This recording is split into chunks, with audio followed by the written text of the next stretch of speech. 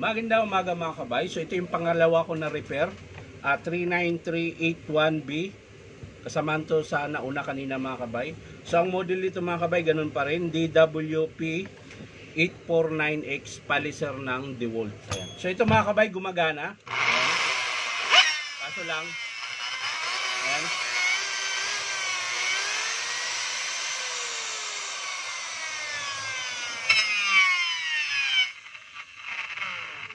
pag pinapaandar nyo, nahahawakan na yung spindle. Ayan.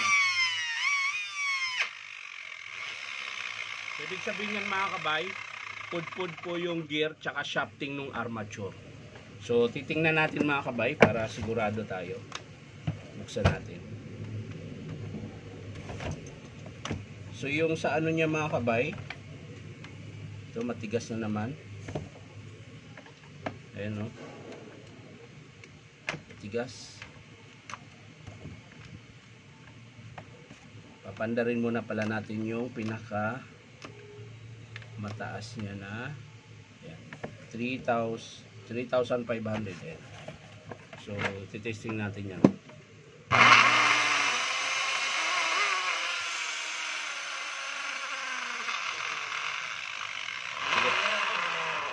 Tigas talaga. Baka madala pa sa linis yan. So okay pa yung ano niya mga kabay. Okay pa po yung selector niya, yung module niya. So ito lang mga kabay, basag yung brass cap niya. Hindi natin mabuksan. Basag yung kabilang takip.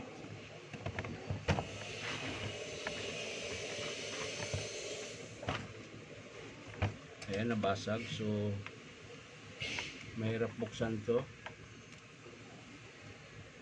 So sisirain na lang yan mga kabay.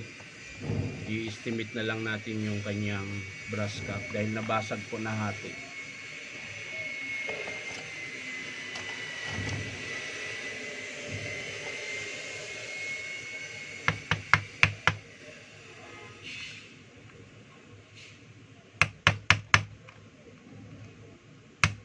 Ano, basag din po yung brass holder niya.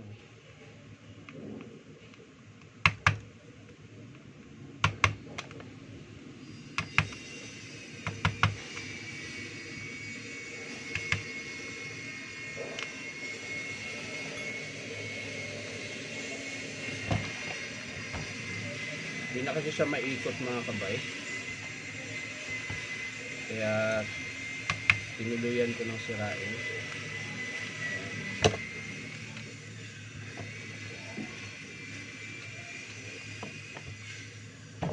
So yan, bubuksan na natin yung kanyang armature tsaka gear, ang ating estimate dito mga kabay. So ayan mga kabay, sa mga gusto magpa-repair, punta lang po kayo dito sa Powerman Hardware, 530 T. Alonso, Santa Cruz, Manila. So hanapin nyo lang po yung DeWalt na signboard na nakalagay Powerman Hardware. Ayan o. Pansin nyo mga kabay, tingnan po nyo yung shafting nya. Ang liit na lang. Ayan. Ayan po. Ayan. So sigurado ako pati gear niyan mga kabay kasama. Kahit di ko na yan bubuksan mga kabay kasi lagi po yan. Kapag nasira po yung shafting, kasama po yung spindle niya. Spindle gear. Ayan. So, bubunutin natin dito mga kabay. So ayan o, bago pa sana yung armature o. Ayan. Kasi kare-repair lang to nung 04/22/2024. Ay nung ano, March 22, 2024. Ayan, may engrave pa ako. So pag mga ganito mga kabay, ibig sabihin sobrang gamit po yun, sobrang diin, kaya po napupudpud yung pinaka gear. So yan po ang estimate natin mga kabay, armature, gear, carbon brass, ayan, kalahati na po, tsaka yung kanyang brass cap at yung pinaka brass holder mga kabay. Basag din po ito, hindi makikita dahil maliit. Basag po yung pinaka holder mismo ng carbon. Tapos yung kabila naman, kaya nabasag po yun dahil loose thread na po yung yung groove nung nung brass holder. So yan po yung papalitan natin, armature, brass holder, tsaka brass cap, at yung gear ng partner ng armature. So yan lang mga kabay. Sasara na lang natin to, tapos na yung estimate natin mga kabay. So ayan, ulitin ko mga kabay, sa mga gustong magpa-repair, punta lang po kayo dito sa Powerman Hardware, 530 T. Alonso, Santa Cruz, Manila.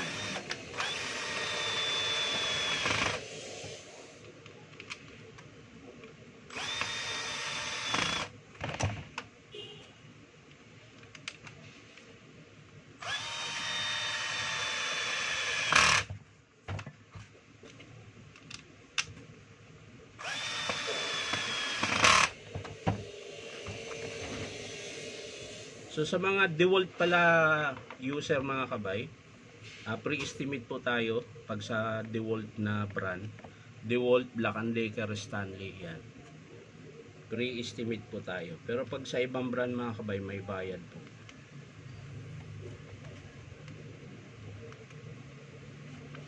So ang labor lang naman mga kabay ay 200. Pero pag DeWalt gamit mo, tsaka Stanley, Black & Decker, pre-estimate po kami rito.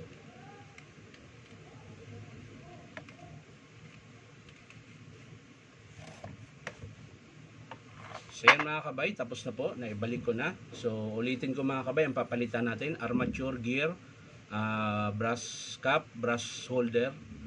So yan po yung papalitan natin dito. Papakita ko po sa inyo paano magkabit kapag in-approve ng customer.